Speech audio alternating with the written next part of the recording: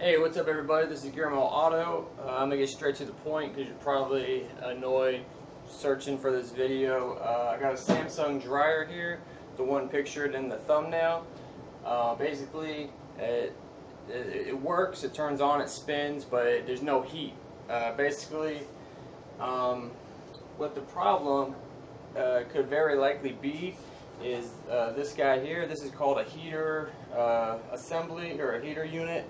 And basically there's three components on this, 1, 2, 3, that are very common that go out. So the good news is it's definitely doable if you have any mechanical know-how. Their prices aren't that expensive. You can find them on Amazon, and you can also buy this piece all like together as one on Amazon. Basically, sometimes someone will replace like this right here. Goes inside of here. I know you can't see, but there's a coil in this little metal box. This thing's called a coil. They break real easy. A lot of people report them breaking all the time, and I'll show you how to take these out and test them so you can know what's wrong. There's also a thermal fuse that can go bad, and I think this is like a thermostat or something, but they're all three easy to check. They're all three common reasons why the heat stops going out. Other than this, I've researched online that these control panels can cause problems, but most of the time, I'd say 90% of the time, according to people online, it's one of these three things. And some people, like I said, they replace the whole thing, or they just replace a certain part. Like for me, for instance, my coil that I showed you is bad in here. These other two parts are fine.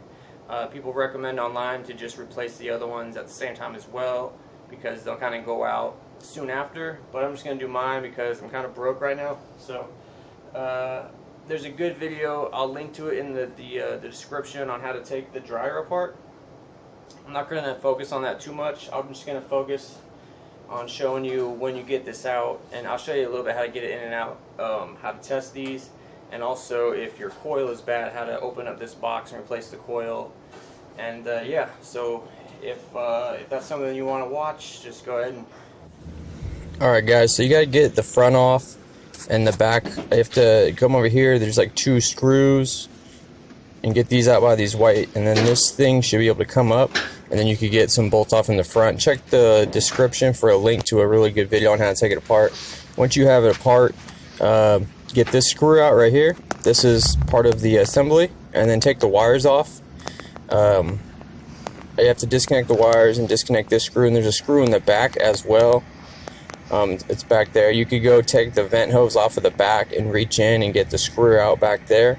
And then this thing, you could take it out from the back or the front, I believe. Actually, I think it's the front. I took mine out from the front, I believe. But I think you can do front or rear. Just get the screw off disconnected. Get the wires disconnected. They're kind of on there tight, so expect like a little challenge. But yeah, get the screw out. And then take a picture of the wires so you know which ones go where. You have to get them back where they go perfect. Just take some pictures, you'll be alright. It's not that hard. So I got it out. I unscrewed this. This is the, I think it's called the thermal fuse. And get yourself a meter, put it on ohms, and then touch these together. Make sure it has some continuity. When these are not touched, it should say OL. Now basically what we're going to do here is you're going to touch these 2 metal pieces together on the fuse, and you should have a reading. If it says OL, then this component's bad. But it should have some kind of reading. Next, we're going to do this thermostat. You don't have to take it off, I don't think. Yeah, you could just touch these 2 metal parts. Now we got, it's kind of jumping around, but we do got a reading. It doesn't say OL. It's 0.006. Okay, that'll work. That means that we're okay. Alright, and then this next one, this is the thing that goes in here, the one I showed you in the beginning of the video. You can test it. It's the coil, pretty much. This is what heats up inside the dryer. This coil heats up, and then the fan blows hot air into the dryer. That's where the hot air comes from. Test that. It should have continuity. Mine was bad because I blew a leaf blower in it to try to blow it out, and I think the air busted the coil. Anyways, you see my thing says OL right now. That's because my testing leads aren't touching nothing. So now I put this together and it's saying OL. That stands for open loop or infinity. That means there's no continuity in this. There's a break somewhere in the coil. It should have continuity. So I'm going to take this apart and put the new one in. You could do that. You can get the coil. This is the coil I got. This is the part number. I just got the coil only. You could buy this a whole assembly, as I said, but I'm going to just put a new one in. Here it is. And I'm going to go ahead and put my testing leads on this to show you, and then we'll put it in. This just comes apart. So we're going to disconnect everything and then take this apart. It's really not that hard. Let's start right here. Go ahead and get this screw out, and then there's metal tabs that are in it that you got to get the metal tabs out. These tabs right here, one part has a little bend to prevent it from going back into the box, and you just kind of bend that bend straight, and then you could pull this through. It is kind of annoying, but you know, you could do it. So go ahead and unscrew this. Just a simple screw, and then it'll come out right here, and then just get these out. You don't want this plastic piece to break because you're going to need it. Yeah, so just work this until you get it off. See, I got it off. Like I said, it was kind of annoying, but try not to break it because we will re-need that because these sit, you know, in it. And then we're going to get this off right here, and then there's one right here, right here, and here, and on the other side the same. Just go around the whole thing. Go ahead and get them out. Alright. Go ahead and do the same for this side as well.